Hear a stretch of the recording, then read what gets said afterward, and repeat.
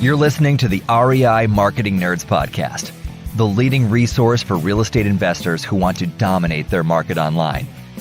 Dan Barrett is the founder of AdWords Nerds, a high-tech digital agency focusing exclusively on helping real estate investors like you get more leads and deals online, outsmart your competition, and live a freer, more awesome life. And now, your host, Dan Barrett.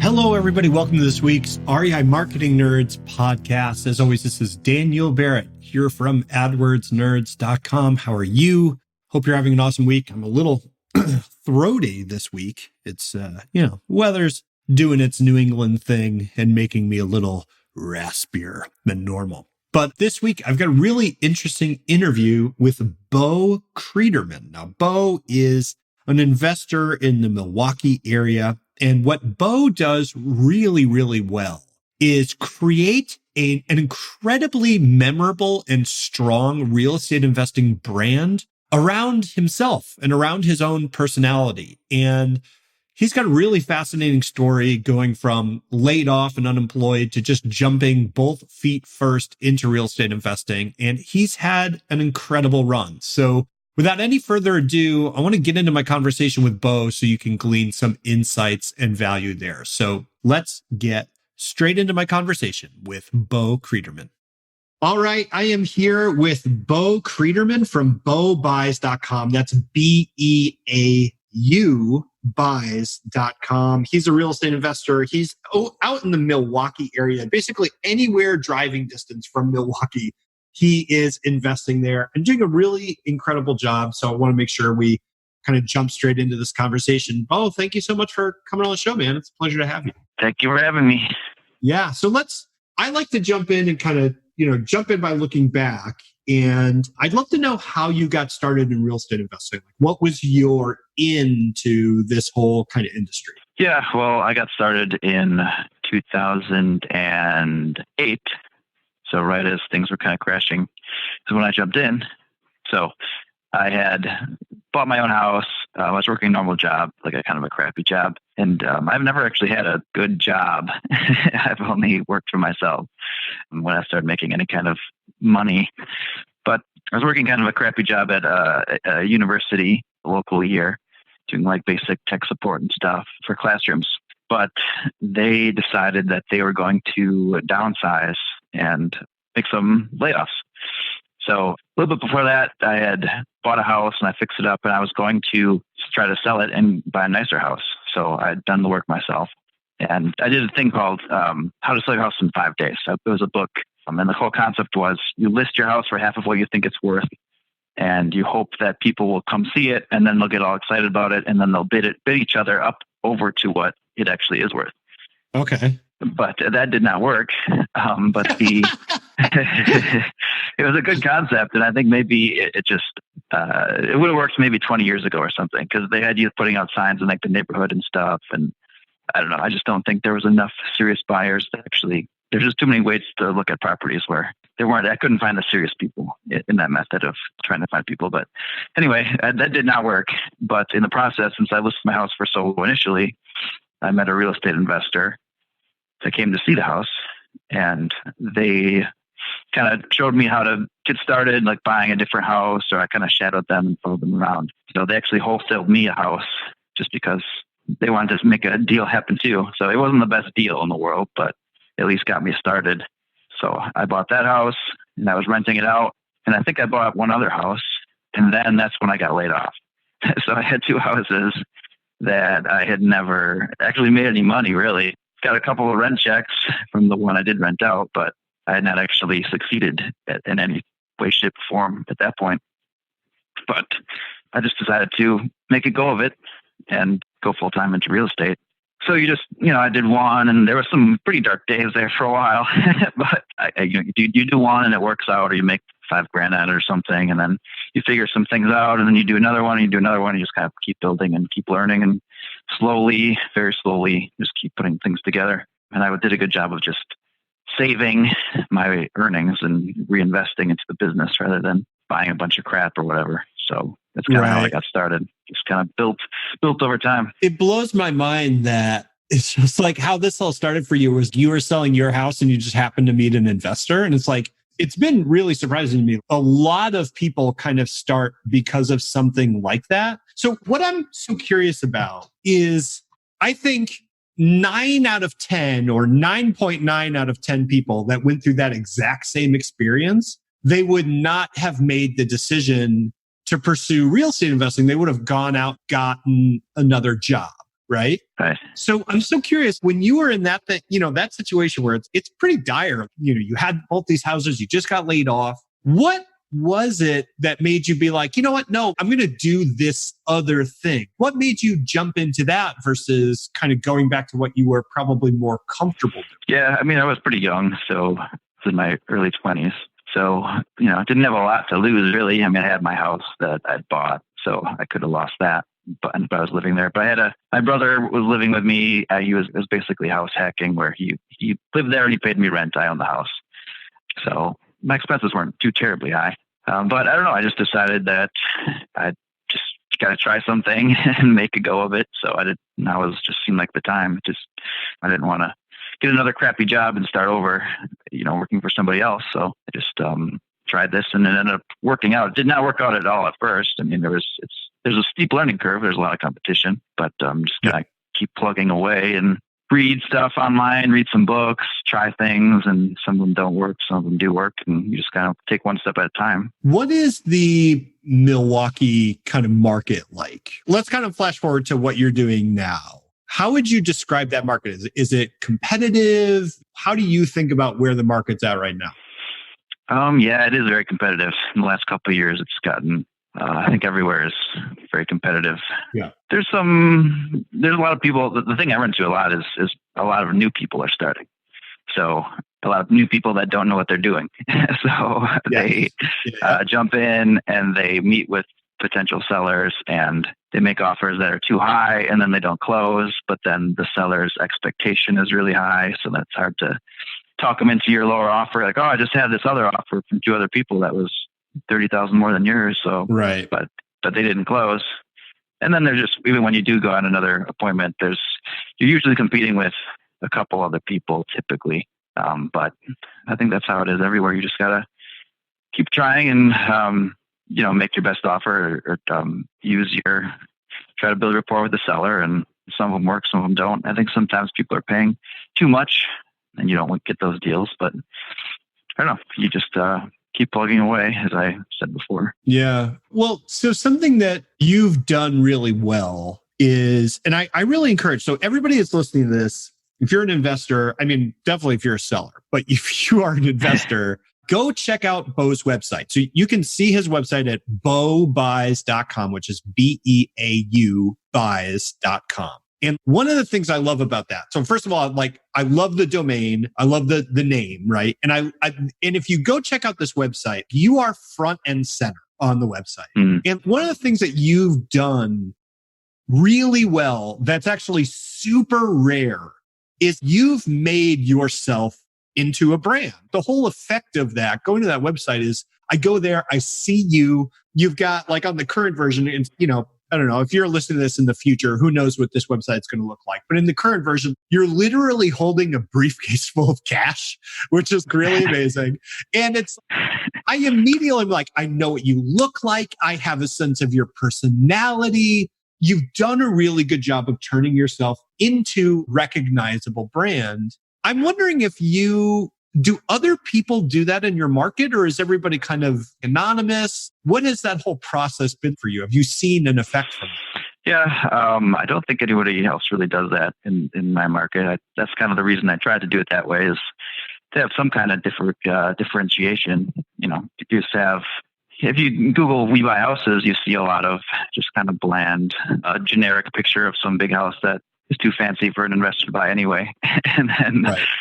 A bunch of pictures of smiling families in a field, just generic where photos. There is no house. They're just in an empty field with the sun setting behind them or whatever. Yeah. I guess they sold their house. They don't have a house anymore. So maybe that's why they're there. But they sold it and demolished it. Yeah.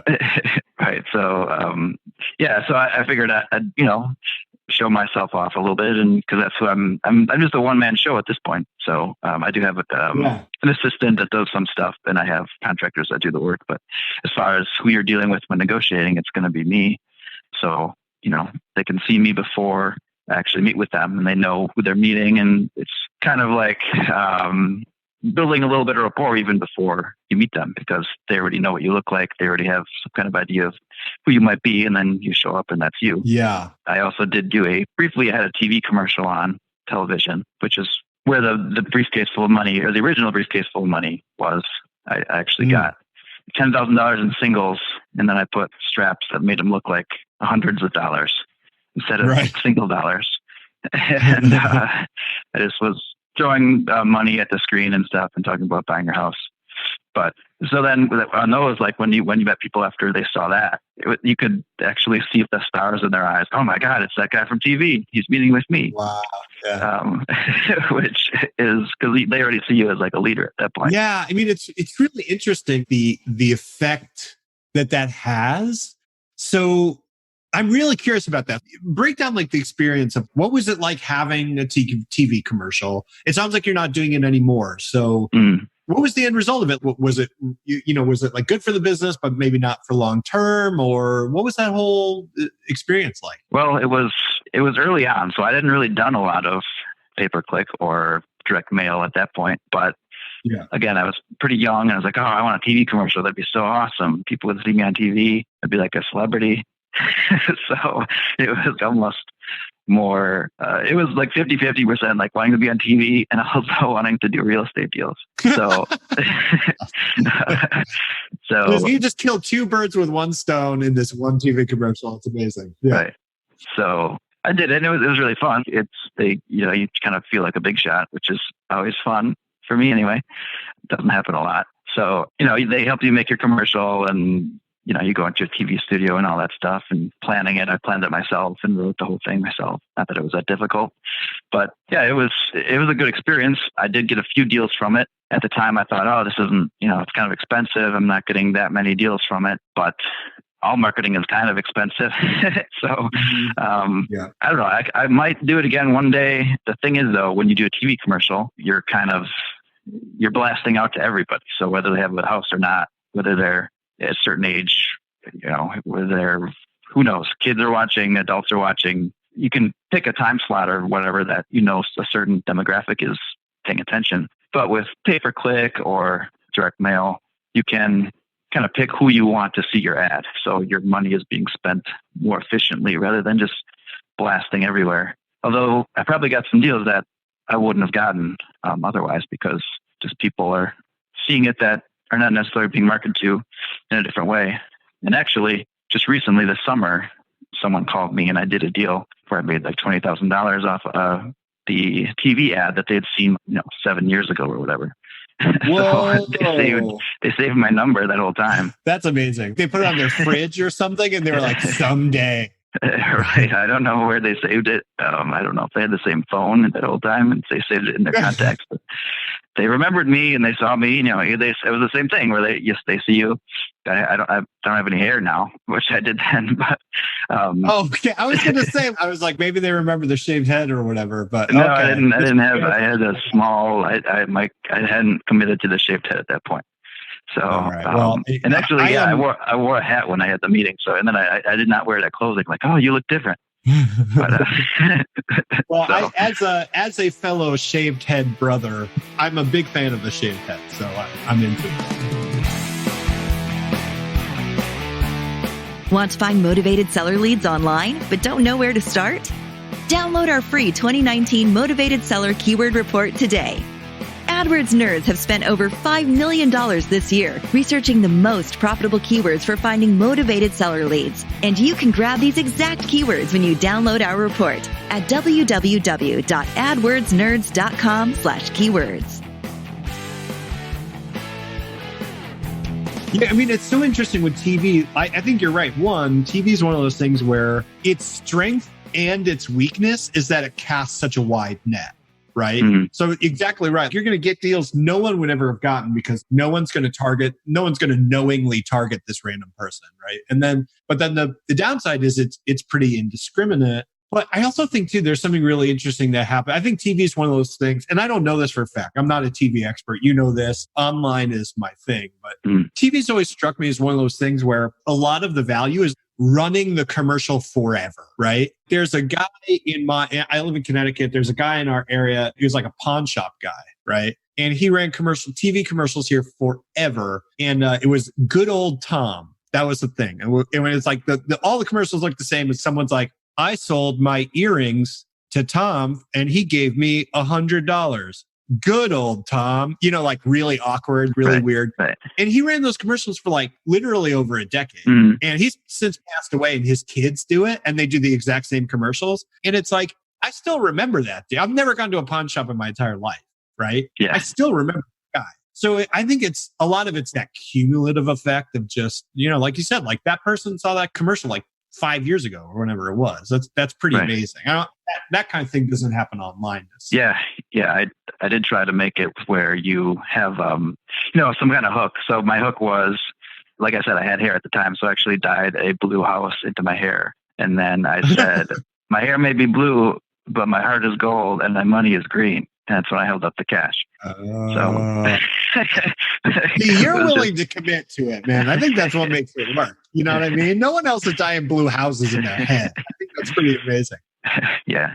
Now that you shaved your hair, you just need to get a head tattoo. I'm sorry to break it to you. Maybe that's the thing. Yeah. So what kind of deals are you focused on now? What's the current structure of your business? Yeah, I'm pretty broad. So I buy pretty much any house. I try to stay away from 2 bedrooms because they're harder to sell and harder to rent out. Most families want to live in at least 3-bedroom house. I like in our area we have basements, so I like to have a basement. Again, basements are harder, or houses without basements are more difficult to sell, more difficult to rent. So, and then I like to have a garage because people want to keep their stuff out of the snowy winter here in Milwaukee, so they like to have a garage. And condos are kind of tough just because the condo association, you never know what rules they're gonna put in there, and you got to pay this monthly fee and stuff. So I try to stay away from condos too. But other than that, I pretty much buy any house within an hour of Milwaukee. So I do buying to fix up and resell. I do those in kind of the more suburban areas. In the city, I do have also a portfolio of rentals. I'm also a landlord. So I do have quite a few rental properties that I hold on to. Those are single family duplex. And I do have a triplex as well. So I kind of have several different real estate businesses. So I do the flipping and I also do the landlording. So I do both. So that kind of lets me buy a variety of different homes because I have different things I can do to each type. And so those like preferences. So like you're saying, like, you want the garage, you want the basement, stuff like that. Was that something that you knew when you got started, or was that just the experience of going through it and being like, this house was harder to sell? Was it kind of a conscious decision, or was it just born from the experience? Yeah, I forget where exactly I learned that. I think maybe just looking at comparable sales, so you can see, like this one really didn't sell very well. It didn't have a basement, and I think someone else may have gotten burned, like that I kind of knew or heard about, that tried to sell a house without a basement, and I was like, oh, I should probably stay away from that. And then just the more you do, the more you see in your market. Go, yeah, that's sells for almost half the price if it doesn't have a basement, or the 2-bedroom is just not as desirable. It just comes with experience. It just comes with looking at a bunch of houses. That's kind of key to the whole industry, is knowing the market. So knowing what things will sell for. Looking at comparables. Looking back, because you've done a number of things, and you've kind of it's interesting. Your whole journey into this real estate investing thing was part necessity as well as part desire, right? Mm-hmm. The thing that stuck in my mind was earlier, you were like, I've never had a good job outside of this one. And I feel the exact same way. Well, and it's like, I used to be a teacher, and I should change that. Like, I loved teaching, but I was never 100% happy there. I'm wondering if just looking back on all this, do you feel you just couldn't be happy being an employee? Was it that you were just, you're not cut out for that? You were meant to kind of do your own thing? Or was it just, you just hadn't found the thing that you really like to do yet? I'm not exactly sure. I mean, honestly, I was only employed, from any job, whether it be fast food or this job at the university for 5 years or whatever, total, like my whole employment history from being a teenager until when I got laid off from this other, I think I made at my highest earning time, I was making under $30,000 a year as an employee. Like I was making $1,365 or something. So I never had a really strong middle class job ever. So I don't really know. I don't know if what would have been exciting or made me happy as far as being employed, but it is a lot. I think it is, looking back on it now that I have, worked for myself for over 10 years or about 10 years now, I do think I probably wouldn't have been happy working for somebody else just because, I like to have the time off and you like to feel like you're in charge. You like to feel you can have unlimited potential and your decisions matter. And reporting to somebody, I don't know if I would have liked that so much. So someone else, some people ask me like, oh, would you work? You could get a job doing this. And I was like, oh, they can't afford me for the amount that they'd have to pay for me to work for somebody else at this point. Even just without thinking about the income, comparing income wise, they'd have to pay me more just because I'd have to be under someone's schedule and, thinking about working for somebody else and not in control. So there's also a cost to that as well. So I'd be happier making less money if you have control your own destiny type of thing. I mean, it's funny, man. It's hard for me to tell whether it's nature or nurture, but I do know that what tends to happen is you get a taste of that freedom. And that's just like you said, the sense that what you're doing is important and it just ruins you for other jobs. It's just, we're both ruined forever. Like we can never go work for anybody. We could, but nobody wants to. You know what I mean? So I think that's, if anybody's listening to this and you're thinking about it, just go into it knowing that that's how it tends to go. Hey, Beau, thank you so much, man. For people that want to follow up with you online or want to learn a little bit more about you or what you're doing, what's the best way for people to kind of get in touch with you on the internet? You can go to my website at beaubuys.com. You can go to facebook.com/ I think it's /Beau Houses. You can just Google Beau Buys. And I don't know about Instagram. I just started it, but maybe I won't give that away. So the best way to do it is my website, beaubuys.com, or facebook.com/ Beau Houses. All right, cool. And I'm going to look up everything that you got there. I'm going to make sure that we put the links in the show notes for this episode. So anybody that wants to go check it out, I'll make sure the links get up there and everything. Beau, thank you so much, man. This is a real pleasure having you on. And like I said, to anybody who's listening to this, Beau brings a really unique take to what we all are kind of involved in. And I highly recommend that you all go check them out. So Beau, thank you so much for sharing with the audience, man. We really appreciate it. Thanks for having me. It was fun. That's it for this week's episode of the REI Marketing Nerds podcast. As always, you can see show notes for this episode and all our past episodes at adwordsnerds.com. And if you are not in our free Facebook group, you need to do that. I post amazing stuff in there every day. You're missing it. I'm telling you, it's amazing. You can get there by going to adwordsnerds.com/group. That's adwordsnerds.com/group, or just go on Facebook, search for REI Marketing Nerds. You will find it.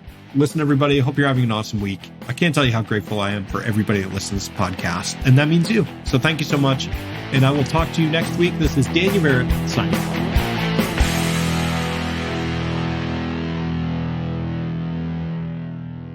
This is the podcastfactory.com.